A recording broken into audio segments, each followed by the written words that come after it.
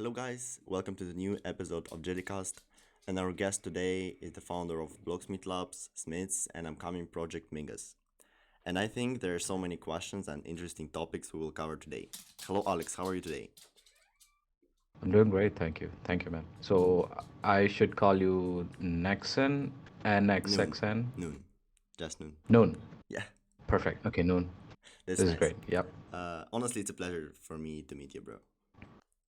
I mean, the pleasure is mine, man.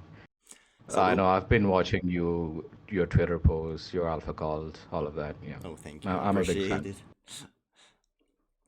So we will be talking about Blocksmith Labs in general, about new released or coming features, about the Forge token, and of course about Migos, because that's what people want to know. That's where I the think, alpha is. yeah, I think we can Yeah, start, go on. right? Yep, I'm good. I'm all good. So it seems like I have to start with the Migos. Discord is live, some options to get whitelist are teased, but it's still a secret what Migos will be about, what's the supply and mint price, and is it still supposed to be an equal part of Blocksmith Labs? Yeah, it is supposed to be a completely different IP from Smiths. So that is why early this year, we separated Blocksmith Labs and Smiths so that we have this ability to create products on the BSL side, and we have the ability to create, another collection that can completely live in a separate universe as a separate brand. So we have had Smiths tied up to the products for a while, and the Forge token, and Smiths have been for relatively mature audience, because I know the general the kind of holders we have. They're usually on the older side. Not saying old. It's usually more upwards of 25, 30, even 40 years old. I think we have like 50 years old holders as well. So it's more mature, more chill. So we have captured some demographic of the audience with Smiths. So we wanna target different kind of demographic with Migos. So Migos will be more about content creation, gaming, more younger audience, more active on Twitter.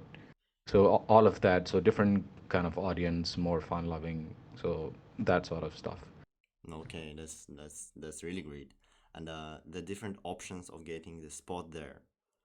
Can you tell about them? Yeah, so there are three different ways. First is Me Board. Me Board is a pool of 3,000 whitelist spots. We're not doing any pre-sales. We're not doing any collabs.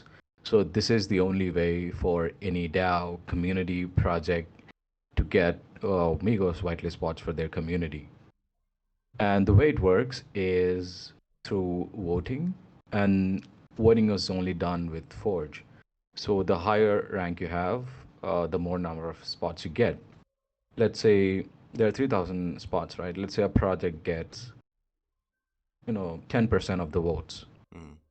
of the total votes, of everyone that voted for all the projects. They'll get 10% of the whitelist spots. So that's how it works. And voting is just one Forge is one vote, just to keep it simple. Yeah, that's how it works. So if you have a huge Forge wheel in your community, or if you want to, tie up or buy a Smith, buy Forge, the strategy is up to you. We kind of want to keep it open and see what projects will come up.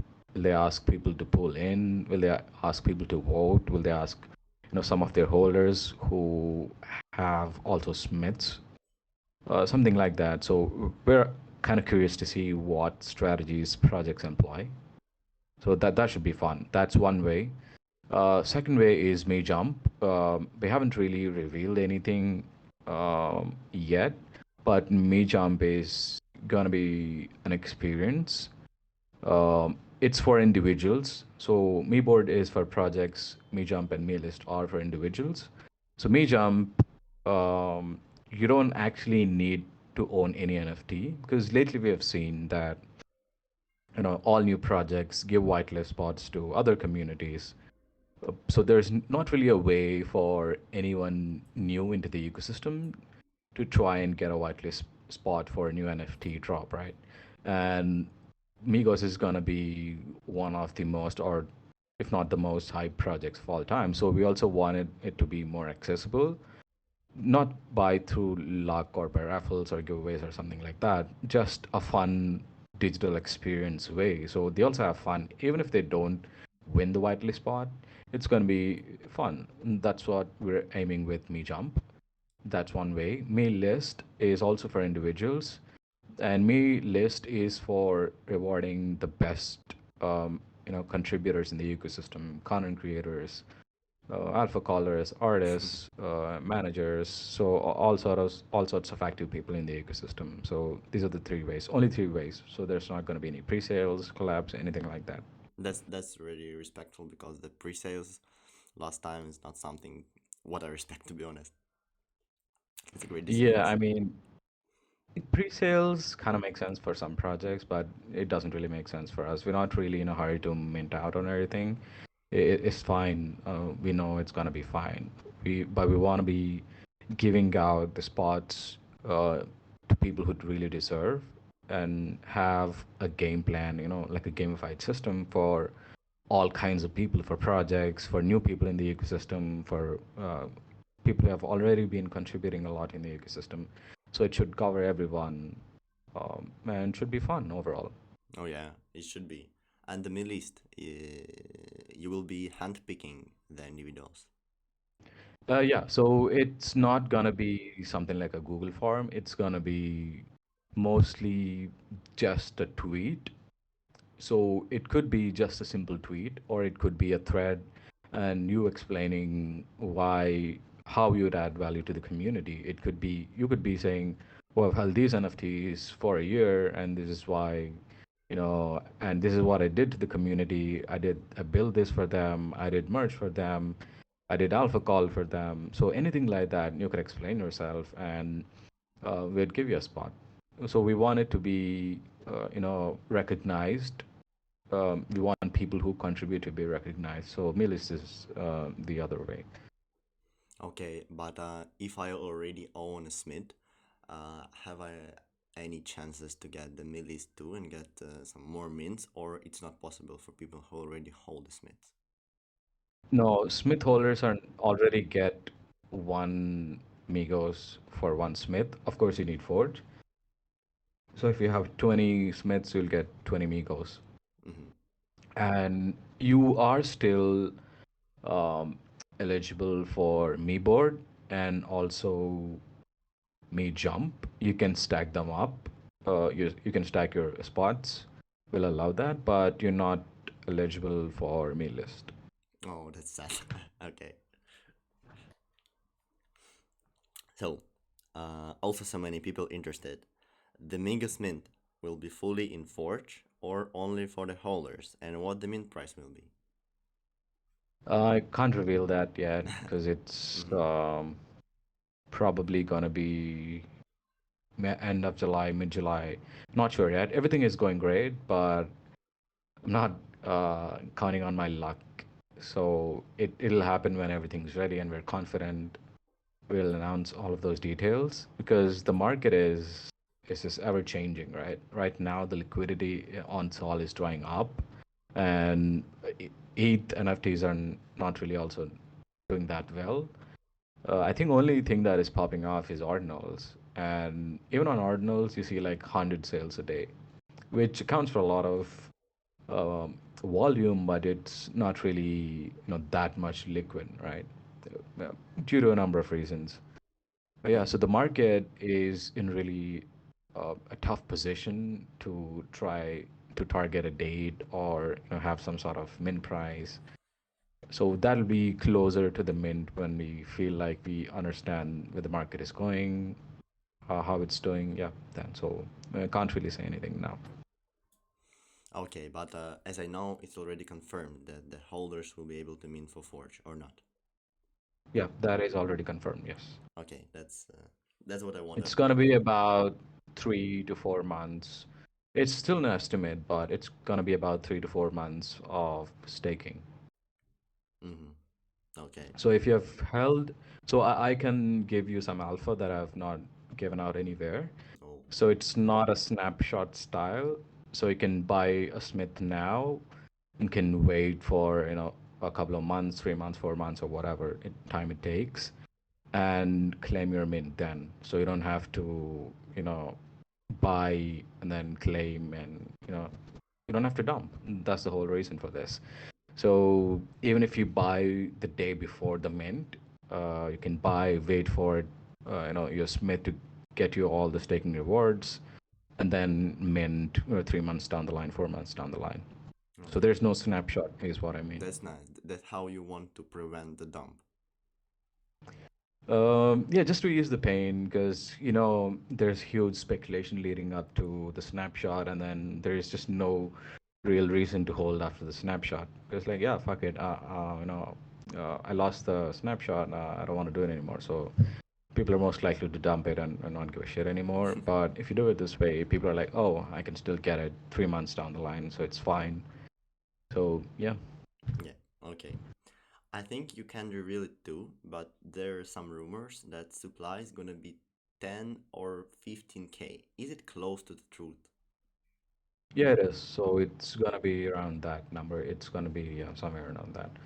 So the reason for that is we did a lot of things over the last year, but our collection size is probably the smallest in the top 10. We have been like top three at one point, but we were literally the smallest collection doing lowest of the volume of all. I think given to this day, um, I think Monkey DAO SMB is like 5,500 something like that. Mm-hmm. Uh, but Smiths is like 4,444, right? So even if you do really good things, we are not impacting enough people, right? Even when we built the Smiths upgrade switch, all of that, we did everything right on time, no fuck ups, no bugs, nothing like that. It went really smooth. Everyone was happy in the community, but we impacted like what 2,500 people. Even if they were like making noise all over Twitter, it's not really doesn't have that reach that we really expect. So if we did the same thing with a lot more people, it would have reached a lot more people. So that's why all the cool experiences that we can build with all our abilities, I truly believe that if you have more people in the ecosystem experiencing our products, experiencing our experiences, it would go a long way, would be impacting more people. So that is why we want to keep the supply on the higher range. Yeah. Mm. And also from the design and style of Migos, it seems to be the game project or something like this, and very different from Smith's, as you already said. Can you tease and spoiler us what should we expect from Migos in general in development, I mean? It's not really gaming project, but it's to do with more younger audience, what they like to do. Creating content, just like you're doing. You want to create content, you want to have fun on Twitter. You game on your in your free time. What do younger people do, right? So it targets a different demographic, is why it has different themes in it. But gaming is not the entire theme. It's just a part of it. It'll be more clear the more that we reveal things. But yeah, it's even by the name you can tell that it's more approachable, more friendly, uh, you know, more relatable for a lot more people. When you say Smiths, you have to kind of understand what it means. You have to understand what BSL is, what you have built, all of that. It comes with a lot of history. But when you say Migos, it literally is kind of derived from like the Amigos, right? When you say Migos, Migos, Migos, Migos, Amigos, it kind of sounds like Amigos, right? So that's where it kind of came from. And the Me brand, I think, will be super powerful. Is why we name Me Board and Me Jump and all of this. So we have this incredible ability to brand things very clearly. That's one of the things we haven't done right with Smiths, because the first time around we named the NFT collection Blocksmith Labs. That didn't really kind of make any sense because it's a company, it's not an NFT collection. That's why we renamed the NFT collection Mm-hmm. and kept the name for the company itself that builds products. So now we have a second shot at creating a brand, at creating something really accessible that doesn't require for someone new in the ecosystem, someone from Eat, someone from Ordinals, to really try to understand everything that you've done for the past year. You just have to see the brand, you have to see the name, and it kind of instantly hits. Oh, this is a fun, approachable brand. This is fun. I want to be a part of this. Yeah, But it it's seems. kind of opposite for Smiths, right? You'd have to explain them what we've done for a while, and you'd have to explain why this and that. So yeah, so it's a different game, and it's also a second shot for us to do things right this time. We have done some mistakes with Smiths, with rarities, a lot of things because it was a different time, and we were like literally not uh, you know experienced enough then. But we have learned a lot over the last year. We have seen a lot of projects. We have you know helped a lot of projects with our products. We have onboarded like 2,000 projects on Atlas, like 1,100 projects on Mercury, on Raven, on Bifrost. So we have kind of helped a lot of projects in, and also helped us understand what the market wants, what people want, what people find fun, what mistakes we have done. Yeah, so that's what we intend to do with Yeah. Migos. But Smiths is also right after the Migos Mint. Smiths is gonna also have something called Fountain of Youth, which will fix a lot of issues that we have had, since Mint regarding rarity, even with the artwork. So yeah, that is also going to happen. We have a lot of things that we still want to fix, make them better with every single iteration with Smiths, and we'll do that. Yeah, I can feel it, to be honest. I really love all the last decisions you guys are making in the Smiths, and how you started the marketing with the Migos. It really looks solid. Appreciate it, man. Yeah. Appreciate it. So, like I said, second shot. So we got to do things right now. We kind of understand what Hmm. market wants, how market responds to certain things. Yeah, yeah. And about the Forge token, by the way, it's pumping hard right now. I made like $500 already. Jeez, nice. You Dope. guys are doing a great job to increase the demand on this. But after the Migos whitelist allocation and after the mint, what's the long-term goals for the Forge, and what will you do to prevent a big price dump right after all the things? I mean, pullbacks are pretty normal. I'm not going to say we're impervious to market. The normal market things won't happen to us. I won't say that. Uh, and you also should play responsibly with any kind of token. So you shouldn't put all of your money in and expect it to moon. So it's not a shit coin, right? It's not like it's gonna pump 2,000% and it's gonna go to zero. I'm still fine. I'm gonna play my cards right, and then I'm gonna dump before anyone else. It's not like that, right? So Forge is a utility token that has a long, long life, unlike all the, whatever shit coins or anything. So long term, it's gonna be integrated into the ecosystem within merge, within the experiences. So like upgrade, switch, that was one experience, and Migos Mint for Smith holders is also gonna be an experience, and like Me Board is an experience. So it's still gonna be in our ecosystem, built in, could be built into our products. So we have Forge integrated into the ranking system or Atlas.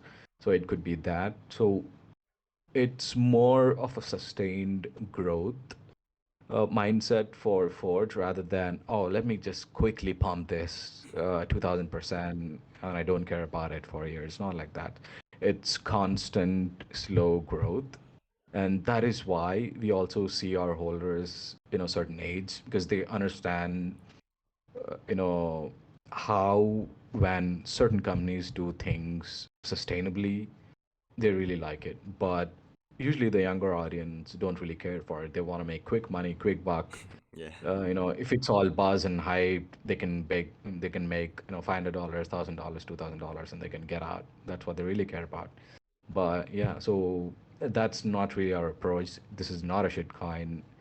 It's a more sustainable utility token. So that's what the plan will be like. And you said the Forge token also integrated in the Atlas Hub. So I wanted to ask about it because for me it is the most bullish product from you guys. And what's coming next for the Atlas? And when finally Smith's holders will be able to explore it in full power, as it mentioned in the website? Yeah, so right now, since we're focusing mostly on Migos, Mm-hmm. and after Migos, we plan to expand the team and give more features work, have dedicated team for Atlas, and push more and more features for Atlas. Because after Migos, that's going to be the sole focus on the BSL side. We're not trying to focus on 10 different products at the same time. We want to focus solely on Atlas and make it the best fucking product available in the market. So that's gonna be it. The next upcoming features are more social. It's gonna be any given time. What's the social sentiment of this project? Let's say Smiths, how are they doing now? Right now, it's a lot of positive from Twitter, from Discord. We can take a lot of metrics, the on-chain metrics. So it's doing really well. So it's super positive. So right now, it would show the soul sentiment should show higher. So we want to capture all of that data and show it on Atlas in a way that you can make more meaningful decisions. um, I forgot the website. Uh, I don't know. I don't know. I think something with Moon. It's an old website that I used before I got into Solana. So it shows the social sentiment of tokens. So you can kind of understand if you can get early and kind of understand which token might bump in the next upcoming days because everyone's talking about it. There's a lot of action on Twitter. So that's what we intend to do with Atlas. That's the next goal. Mm-hmm. That sounds really great. And about the whitelist marketplace, which is an amazing feature, which I already had the pleasure to use. But I heard, and I think you heard too, that people are arguing that it could kill some of the projects even before the mint. What do you think about it? Not really, actually, because this is a good metric for a project to gauge their interest, right? Because if your whitelist spot is not even selling for $1 or half a dollar, like 50 cents, why would you even mint at this point? Because we've seen that some projects had it and then they made the decision to not mint because their whitelist spot was not even selling for $1. It clearly shows that maybe your supply is too high for the demand, or there's just not enough, you know, liquidity in the market, and your mint is not going to sell out. So, in a way, we're actually saving people's liquidity, right? Because there was no way before this to know if a project was going to mint out, right? So there's a new project. What do? You try to gauge the interest on Discord, on Twitter. You talk to a few people. You ask them, "Are you bullish?" Of course, if someone has a whitelist spot, they're going to say, "Yeah, I'm bullish. I'm going to mint it." But Yeah. how do you understand the market sentiment on it? You know, because this is where people actually put their money. People aren't just talking shit or saying, "Oh, I'm gonna buy this. I'm gonna mint this." They're actually spending the money and buying the whitelist spot. So they're more likely to mint this. And if that is doing good, uh, they might sell out. So if people are saying that, we have seen what happened with Hoopas, right? Yes. They, yeah, their whitelist spot was selling, I think, $30-$40. I don't exactly remember how much. Yeah, around 30. And yeah, around $30-$40. So, and people kind of saw that, and even Hubas understood the kind of hype they were able to generate. They kind of understood the demand, and people also saw that, oh, this is a good project. People are buying just the whitelist spot for $30, $40. So, and right after that, they did a pre-sale, and then I think they did, I don't know what percentage of the supply they did pre-sales, but maybe 30-40%, something like that. And it was super fucking hyped, right? I mean, after that, the market, the shitcoin meta came, and then it's unfortunate that they're under mint, but they were able to, and we did also did the pre-sales for Hoopas, so we know exactly how hyped it was, right? Because we used to drop it and it used to like bring Atlas down. You know, it was that much Yeah, I hyped. remember. I remember that. Yeah, so it's just a factor of how much demand you're able to generate. It has literally nothing to do with the marketplace. If you have hype, you'll do good. People will notice you more, and you'll mint out, you'll do good. But if Absolutely. you're To be not, honest, I agree with you it'll on tell that you point. before. Yeah. Yeah, it'll tell you before, and then you can shut the fuck up, go back to the drawing board, fix things, and come back again. Yeah, I agree with you on that point because it's like more like indicator for people to analyze how the exact mint will perform and what the demand. That's absolutely right. Yeah, I mean, the projects still have the ability to go and just turn it off. Even when they create their project on Atlas, they can just say, I don't want to trade people to trade, and it won't show up. So you can still do that. Even if you just enable it, you can disable it anytime, and all the listings will be unlisted, and the role will go back to the seller. So it's super smooth. No one would even know. Oh yeah, and all of this works really smooth. Yeah, so I think there are like only a couple of products that can do this because what it's doing is transferring the whitelist spot from the from the seller to the buyer, right? Before this, we used to have token-based mints. So FFF had token trading platform where you could sell the whitelist token. We don't do that anymore, right? So we do everything based on Discord role and then submitting wallet and Atlas. Yeah, yeah, and So about yeah, the Atlas, I wanted to ask about the pre-sales and buying and selling whitelist. It's not Solana and it's not USDC. It's like some kind of points. Why? so we want Solana to be the on ramp, off ramp for everything, right? So if you observe, the points are multi-chain. People were able Yeah, to yeah. buy Sui spots using the points. So we want to have work make this point system as like a in-app currency for all blockchains. Because if you have to do this for all the blockchains, deposit from ETH, that's going to be a problem, right? Because every time you deposit, every time and you take out your money, withdraw your money, it's going to cost you a lot of money. But in Solana, it's just super simple. It's cheap, right? So you can deposit using Solana, how much ever you want, buy whitelist spots, buy pre-sales. We're gonna add more things to that, so you're able to do shit on all the blockchains, even ordinals, well, whitelist spots you can buy with the points. And then at the end of the day, when you want the money back, you just click withdraw and you get it all back, right? That's what Solana is best for, right? Even if, let's say you want to trade ordinals, why would you want to deposit and withdraw USDC using Bitcoin multiple times? That doesn't really make any sense because even on ETH, if you wanna deposit $10, it's gonna cost you $20. Even worse, it's gonna cost you fucking $100 in a bull market, Hmm. right? It doesn't really make sense to do that multiple times. So Solana is literally the best way to do that. So you can deposit how much you want, and you'll get exactly what you owed. And it's not really any stable coin or something. It's one of one. If you withdraw 1,000, you'll get back 1,000. There's nothing. It's not a stable coin. It's just an app currency. So there's literally no fees. There's no fees for deposits or withdrawals. There is fees for buying on the whitelist marketplace, and yeah, that's it. No, that's great. And That's we're very also comfortable. gonna yeah, we're also gonna share some of the volume with the project itself. We are gonna share 2% of all the we do 5% fees on the whitelist marketplace. We keep three. We give to the project.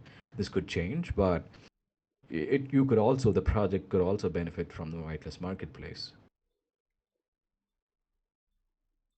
Yeah. So and what?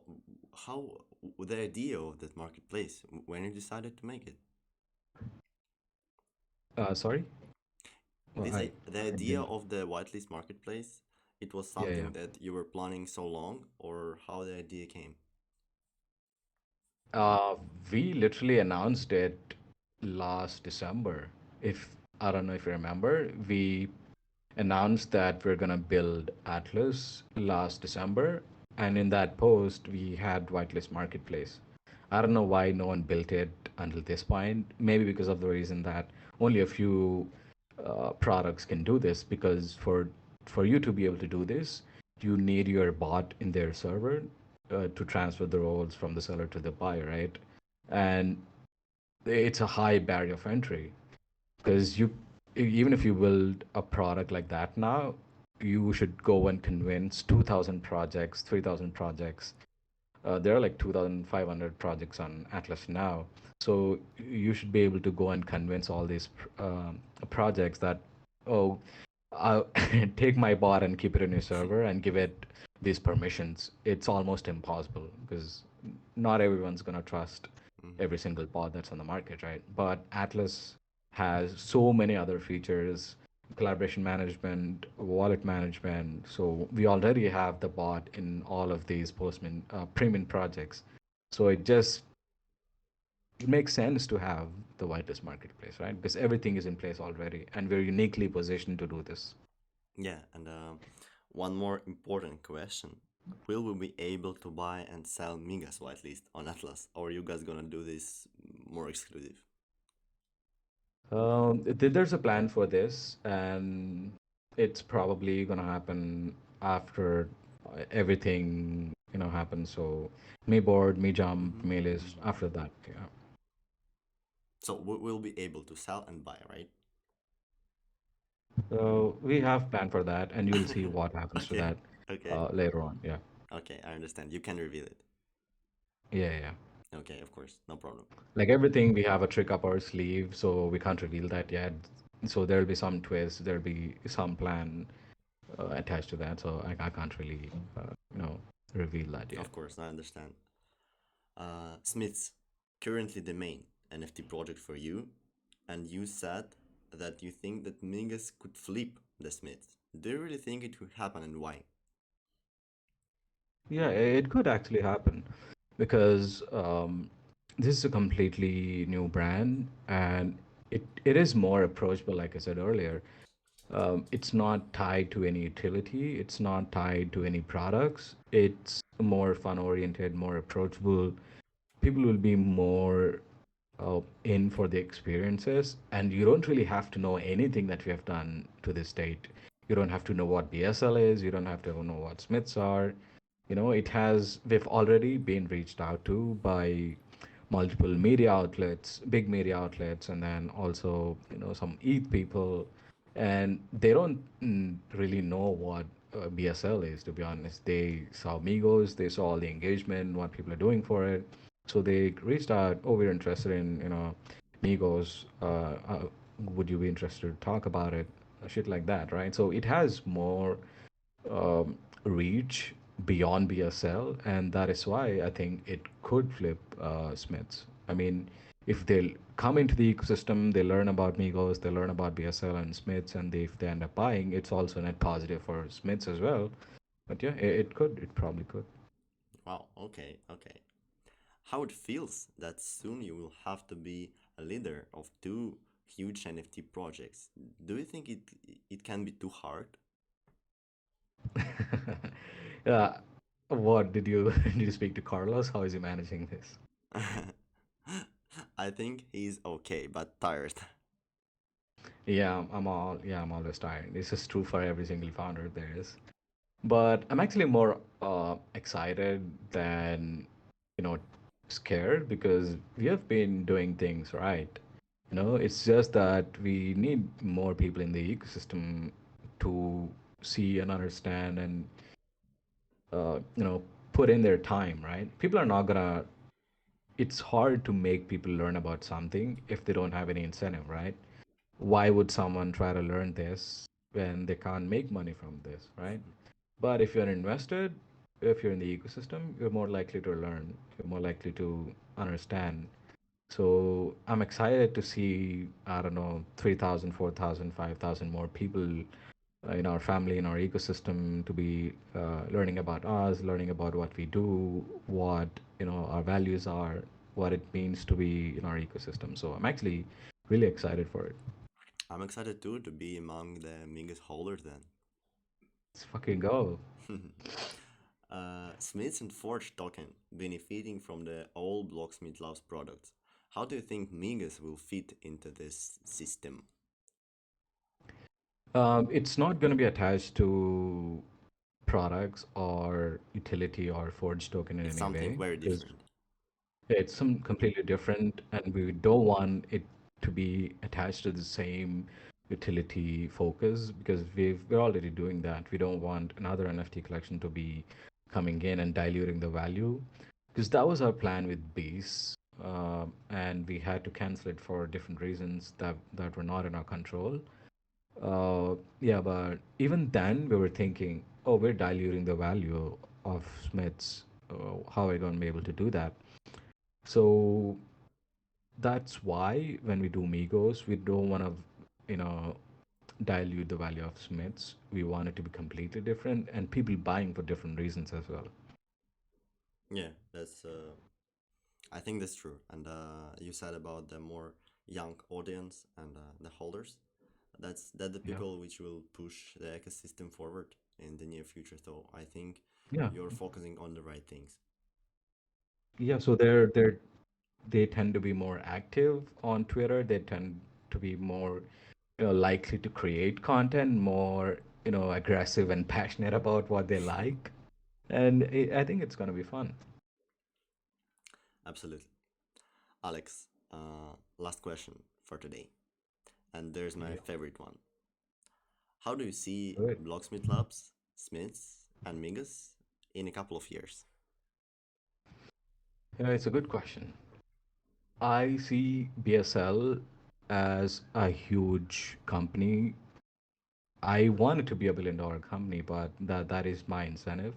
That's different. But on the BSL side, I want people to trust the products that we build because in Web3, especially, it takes time to build trust, right? I know to some level people kind of trust BSL, but if we put out something, I want people to be able to feel safe and connect their wallets and put their money in, right? I want to be able to build that trust. When you have that, you can do huge, huge things because that's the first thing.